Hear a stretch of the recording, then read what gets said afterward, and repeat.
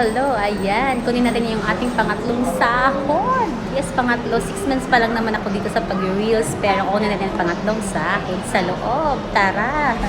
Legit talaga na may kitaan dito kay Reels nung una. Tinatry ko lang naman, ini-enjoy ko lang. Pero ngayon, eto na ako, kumikita na. So sa mga baguhan dyan, wag po kayong mag-alala.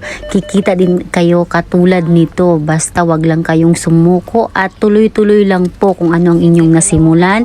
Gumawa lang po talaga ng mga content kasi ito lang talaga ang way para kumita kayo pag meron kayong mga upload.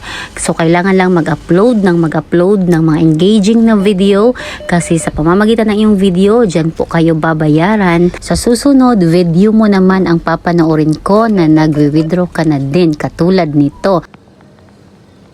So kahit saang sulok ka man ng mundo, basta eligible lang kay Facebook ay makaka-payout po kayo anytime, anywhere.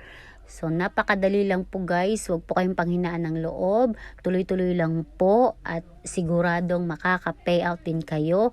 And please, kung hindi ka pa nakasubscribe, please subscribe kung ikaw ay baguhan dito sa mundo ng Reels kay Facebook.